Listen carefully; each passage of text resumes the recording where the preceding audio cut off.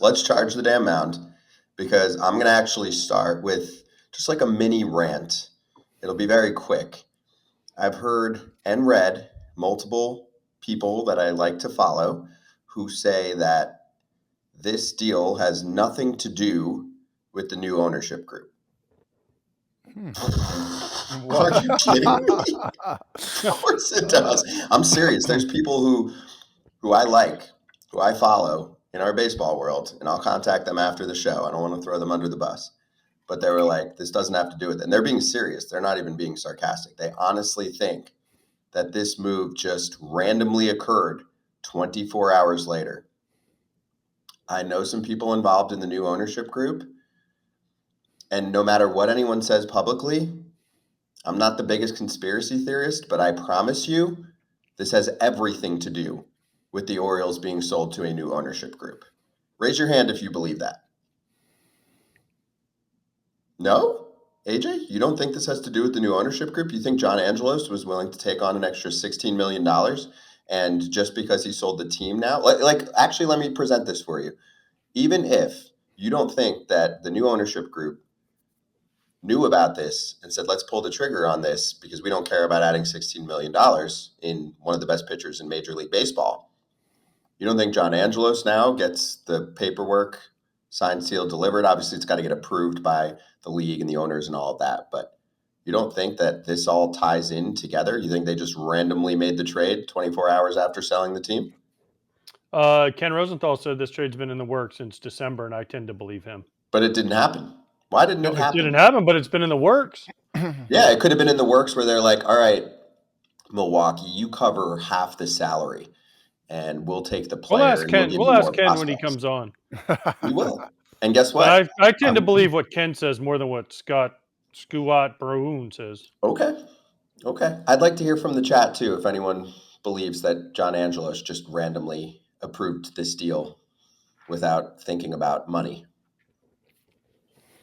Well, of course, money always matters. Come on. $30 million so far this offseason, almost, in two players between Kimbrel and Corbin Burnes. All right, let's get to the fun stuff. So Todd Father, AJ and me last night did a breaking news show on this. We had Ken on. We're going to bring Ken on again soon. Yes, we're going to bring Corbin Burnes on and talk to him about all of this. But let's get your big picture thoughts when you saw the trade.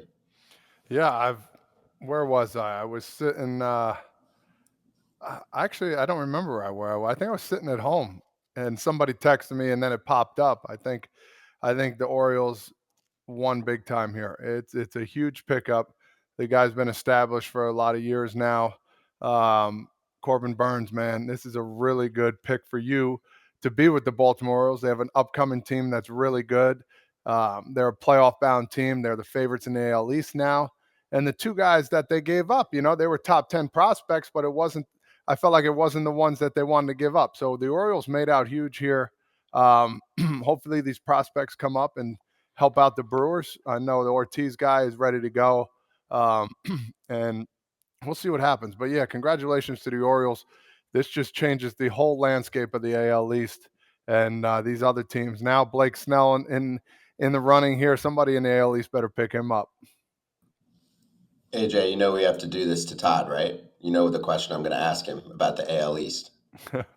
Are the Orioles better than the Yankees? Yeah, I mean, right? I would have to say so. I mean, when you think about it, at the end of the day, what beats good? What wins games? Pitching, and they have a dominant pitcher right now, a dominant number one that's going to go out there. I mean, just imagine Corbin Burnes, Garrett Cole. Whenever they play, it's going to be electric. They both have good hitting clubs, and it's just a matter of who wants to go out there. I think the Yankees still have a better bullpen, but when you have a guy like this and you had somebody like this without giving up as much as, probably the Brewers wanted, I think the Orioles do have a little bit of an edge right now. Also 2 and 3. So now Bradish can be your 2, Grayson Rodriguez can be your 3, or vice versa, whatever, come playoff time for this ball club, whoever's pitching better. But that 1 through 3 for Baltimore is flat out better than what the Yankees would be sending to a best of 5 series. I don't know. I mean, if Cole's healthy, Rodon's healthy, and Nestor, or if they go out and get Blake Snell, I don't know. That's the unknown part. So that's when I'm in the I don't know part. Like if we don't see something right away from those Nestor and Rodon, that's where I'm like, I would lean towards the Orioles right now because of the unknowns. You know, we talked about yesterday.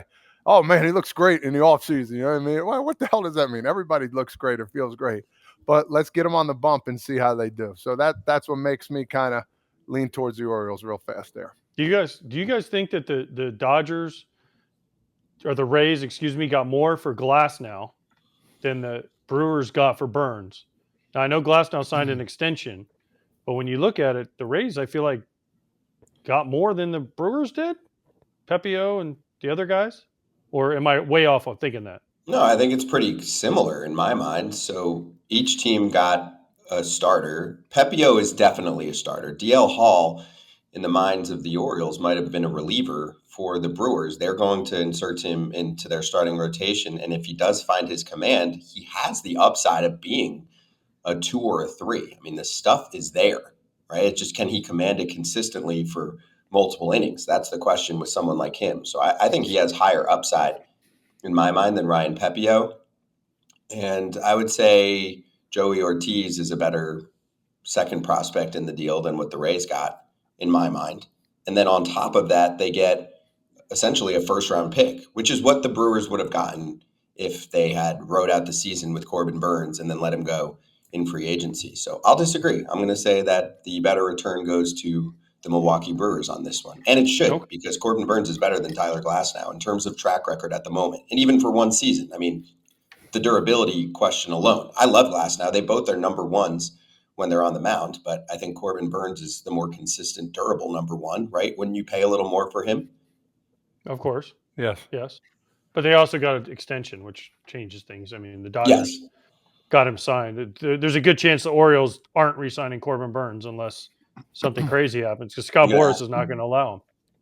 You going to ask him? Who? Corbin Burnes? Yeah, ask him if the Orioles threw a little piece of paper his way with a bunch of money from the new ownership group, since they're not involved, according to some people right now. But if that happened at some point during the season, would he entertain it? I bet you he'll say yes. Of course, everyone would be stupid not to say yes if they make the offer that you can't refuse. Mm-hmm. Listen, the $1 million man, Ted DiBiase, you know what he said? My favorite. Everybody has a price, Scott. Just if you hit that number, you got to hit that number. If you don't hit that number, then he'll walk, or he won't walk, but he'll definitely be chest the free agent waters. And Boras has the long track record of not letting guys sign extensions. And Corbin Burnes, Todd, has the capability to be top 3 starter in the game. I mean, the upside's that high, and we've seen that. I mean, he was the Cy Young winner in 2021. Even this past season, the stuff really picked up in the second half of the year anyway for him, and just the consistency. So I think a few blips on the radar, but ultimately, in my mind, Corbin Burnes is one of the best pitchers in the game. I don't think anybody can dispute that.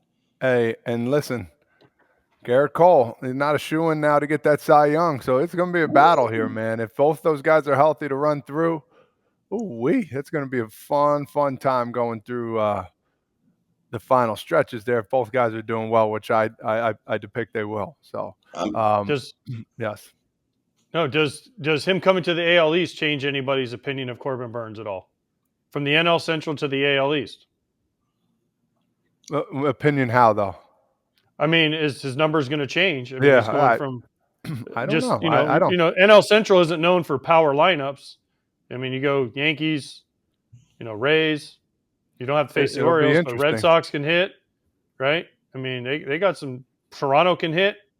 I mean, there's a bunch of teams in that division that can hit that you have to. I mean, compared to the Pirates, the Reds have been down the last few years.